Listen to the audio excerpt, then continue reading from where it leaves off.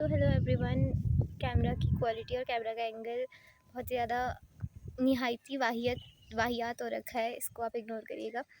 तो मेरी वीडियो आज स्पेशली क्लास 11th के स्टूडेंट्स के लिए है जो अभी क्लास 11th पे जाएंगे। तो मतलब कुछ बातें थी जिससे मैं पूरी तरह से अनअवेयर थी, जिसकी वजह से मैं अभी बहुत ज़्यादा रिग्रेट कर रही हूँ कि मैंने अपनी सब्जेक्ट या अपनी स्ट्रीम की चॉइस में बहुत ज़्यादा गड़बड़ कर दी। मैंने बिना सोचे समझे पीसीएम स्ट्रीम को चूज़ कर लिया और अब मैं बहुत ज़्यादा रिग्रेट कर रही हूँ कि मैंने ऐसा क्यों करा।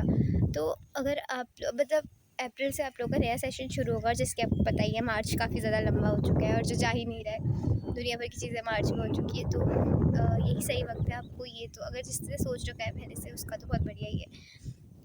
पर अगर किसी ने नहीं सोचा है, जो मेरी तरह है, कुछ कैटेगरी के बच्चे ऐसे भी होते हैं जो मेरी तरह होते हैं, तो अगर कोई है जिसने नहीं सोचा अभी तक कि उन्हें क्या करना है, तो please this is the right time. आपको अभी सोच लेना चाहिए कि आपको किस स्ट्रीम में आगे बढ़ना है, बिना सोचे समझे किसी के फैमिली के प्रेशर में आके, या दोस्त अगर कोई स्ट्रीम चूज़ कर रहा है तो उसके बेसिस पे अपनी स्ट्रीम को प्लीज़ चूज़ मत करना। आपकी पूरी की पूरी मेरी डॉगी आ गई यहाँ चीनी मीनी है, देखो मैं अपनी बात से भटक गई हूँ, बट फिर से आपकी पूरी की पूरी लाइफ बर्बाद हो सकती है बस एक स्ट्रीम की चॉइस गलत होने से। क्योंकि मैंने मैथ्स, मुझे पसंद नहीं थी कभी भी, बट मैंने फिर भी मैथ्स ले ली, और उसके बाद अब मैं बहुत ज़्यादा पछता रही हूँ कि मैंने क्या कर दिया। तो अब अगर आपको भी ऐसा नहीं पछताना है, अगर आपको भी मतलब आगे कुछ करना है, तो आपको ऑलरेडी ये सोच लेना चाहिए कि आपको किस स्ट्रीम में आगे बढ़ना है। मैंने ये कभी सोचा ही नहीं, मैंने मतलब ये इस बारे में मैंने कभी सोचा ही नहीं, मैंने बस सीधे सीधे ऐसे पीसीएम ले ली, बस बात खत्म। एक्चुअली मेरे स्कूल में बस दो ही स्ट्रीम्स थी, PCB and PCM, arts commerce वगैरह कुछ नहीं था। मैंने ये सोचा ही नहीं कि मुझे और किसी चीज़ में भी इंटरेस्ट हो सकता है। मैंने बिना कुछ सोचे समझे सीधे सीधे पीसीएम ले ली। वैसे मुझे बायो काफ़ी अच्छी लगती थी, बट मेरे पता नहीं मेरी मत्ती मारी गई थी जो मैंने मैथ्स ले लिया। और अब मुझे इस चीज़ पे काफ़ी ज़्यादा, मतलब मैं बताती हूँ हुआ क्या कि बायो, जैसे ही मैं कहती थी ना मेरे को बायो लेनी है, तो कई सारे लोग आके चढ़ जाते थे कि इस पे काफ़ी ज़्यादा वो नहीं होंगे हमारे पास, हमें हमारे लिए बहुत सारे रास्ते नहीं खुलेंगे बायो में, बायो के इतने ज़्यादा कुछ ऑप्शंस नहीं है, पर आपको मैथ्स में इतने सारे ऑप्शन मिल जाएंगे, आप इंजीनियरिंग कर सकते हो, आप बहुत कुछ कर सकते हो। मतलब मैथ्स के लिए सब लोग बोलते थे कि आप डिफेंस में जा सकते हो, सब कुछ कर सकते हो। मैं ये सोच के लालच में आ गई कि मैथ्स अगर ले ली तो काफ़ी सारे ऑप्शन आ जाएंगे मेरे पास, बट फिर ऐसा हो नहीं पाया। और मैं अब इतनी ज़्यादा कन्फ्यूज़्ड हूँ कि मुझे करना क्या चाहिए, और मेरा अब दिमाग पूरी तरह से जाम हो चुका है कि आगे करना क्या है। क्योंकि अगर मतलब जिस सिचुएशन में मैं हूँ, मैं चाहती नहीं हूँ कि कोई और भी हो इस सिचुएशन में, हो जाए इस सिचुएशन में, मैं ऐसा नहीं चाहती हूँ।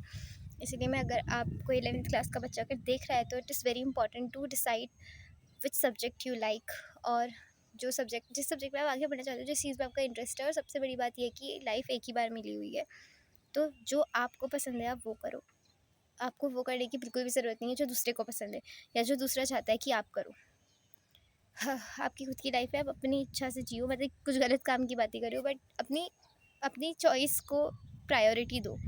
आपको मैथ्स अच्छी लगती है तो आप मैथ्स लो, अगर आपको बायो अच्छी लगती है तो आप बायो लो, और अगर आपको कॉमर्स अच्छी लगती है तो आप कॉमर्स लो। इस बात से हमें बिल्कुल भी ये नहीं सोचना चाहिए कि हमें ये इंसान ऐसे कह रहा है, ये इंसान ऐसे। चूज़ वही वाले सब्जेक्ट करो जो आपको चाहिए, वरना फिर बाद में ये हो जाता है जो मेरे साथ हो रहा है। मैंने अपने मन से कुछ भी ऐसे ही चूज़ कर लिया, दिमाग मतलब मैंने सोचा नहीं, और मतलब अच्छे से सोच समझ के अपने सब्जेक्ट्स की चॉइस होनी चाहिए, और मैंने कुछ सोचा नहीं, तो इसलिए अब मैं बहुत ज़्यादा ही तंग आ चुकी हूँ कि मतलब मैं बहुत ज़्यादा प्रेशराइज़्ड हूँ। अब पता खुद से ही मुझे बहुत ज़्यादा टेंशन हो रही है कि मैं करूँ क्या। मुझे कुछ कोर्सेज़ नहीं पता है कि क्या होंगे। मुझे मतलब साथ के बच्चे तो काफ़ी सारे एग्ज़ाम्स के फॉर्म भर रहे हैं और बहुत कुछ कर रहे हैं, बट मैंने ऐसा कुछ अभी तक करा नहीं। मैंने बस एक सीयूईटी भरा है जो ज़्यादातर लोग भरते हैं, उसकी भी मेरी कुछ ख़ास तैयारी नहीं है, मुझे कुछ पता भी नहीं है उसमें क्या होता है। अभी मेरे को चेक करना पड़ेगा क्या-क्या होता है। फॉर्म तो मैंने भर दिया है और आता कुछ भी नहीं है।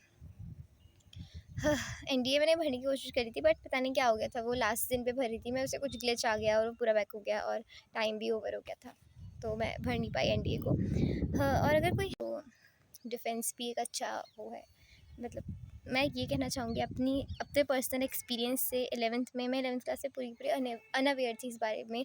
मुझे कोई बोलता था कि आपको कौन सब्जेक्ट चाहिए, आपको कौन सी स्ट्रीम चूज़ करनी है, तो मैं बहुत ज़्यादा कन्फ्यूज़ हो जाती थी। और वही सेम अभी मेरा अभी हाल है कि मुझसे कोई पूछते तुम आगे कौन सा कोर्स करोगी, तो मैं उस पर कन्फ्यूज़ हो जाती हूँ। तो मैं चाहती हूँ कि किसी और के साथ भी ये हो। और यार, इम्पॉर्टेंट चीज़ ये नहीं है कि आप कोई खतरनाक सब्जेक्ट लेके बैठ जाओ। इम्पॉर्टेंट चीज़ ये है कि आप जिस सब्जेक्ट को लोगे, जिस सब्जेक्ट को आप पढ़ोगे, उस सब्जेक्ट में आप मास्टर करो।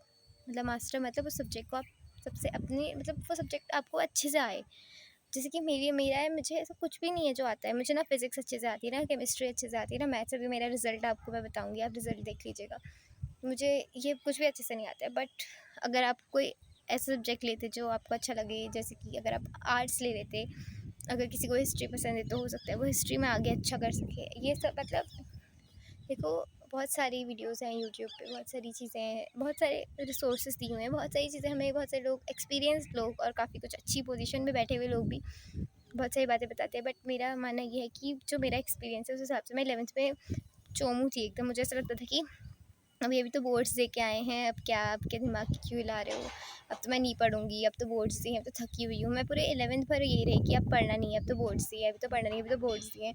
ये कहते कहते 12th आ गई और 11th में मेरे बहुत ही मुश्किल से मैं पास हुई हूँ। मैं खुद ही जानती हूँ मैं कैसे कैसे, मतलब ये नहीं कि मैंने पढ़ाई नहीं की, पढ़ाई करी, बट बहुत मुश्किल से पास हुई। बिना सोचे समझे सब्जेक्ट्स को चूज़ कर लेने में यही होता है। और मतलब मैंने फ़िज़िक्स केमिस्ट्री का ट्यूशन नहीं लगाया था, उस पर मेरे फिर भी ठीक ठाक मार्क्स आ गए थे। बट मैथ्स में मेरा ट्यूशन था, उसके बावजूद भी मेरे पासिंग नंबर से थोड़े ही ज़्यादा आए, ज़्यादा नहीं आए। तो अगर आप लोगों को भी ऐसी सिचुएशन में नहीं फंसना है तो अपनी सब्जेक्ट जो 11th क्लास में आप जाएंगे, मतलब जो 10th के बच्चे अब 11th में जाएंगे, अपने सब्जेक्ट की चॉइस एकदम क्लियर रखो अपने दिमाग पे, क्योंकि अगर वो क्लियर नहीं होगा तो आगे कुछ भी क्लियर नहीं हो पाएगा। जैसे मेरा दिमाग अभी पूरा का पूरा ब्लर हो रखा है कि मैं करूँ क्या आगे जाके। तो अगर आप भी अपने सब्जेक्ट्स की चॉइस को एकदम क्लियर नहीं रखोगे ना, तो यही होने वाला है, और जो बहुत ज़्यादा घातक रूप देगा। बाकी मेरा तो पता नहीं क्या होता है, तो जो होता है देखूँगी। कोई ना कोई एक चोमू से कॉलेज से ही करना पड़ेगा कुछ, की जाए। एंड बहुत सारी चीज़ें हैं, देखते हैं क्या होता है आगे। बाकी आप लोगों को तो पता चलता ही रहेगा। अभी फ़िलहाल तो रिज़ल्ट है, एग्ज़ाम तो हो गया, अब रिज़ल्ट की बारी है। ठीक है, फिर मैं आज के लिए इतना ही। और मैं बस ये बताना चाहती कि 11th के बच्चों को इस वक्त सबसे ज़्यादा अवेयर रहना चाहिए। मतलब मैं उस समय ये सोच रही थी कि हो गया, अब अभी तो बोर्ड दिए हैं, अब क्या टेंशन लेनी है। बट उस समय हमें सबसे ज़्यादा अवेयर रहना चाहिए, सबसे ज़्यादा अवेयर 11th के बच्चों को, सबसे ज़्यादा। ये तो बिल्कुल नहीं सोच रही कि हम थक गए, हमने अभी भी बोर्ड्स दिए हैं। अगर ये सोच लिया तो फिर मेरी तरह हाल होगा। हाँ।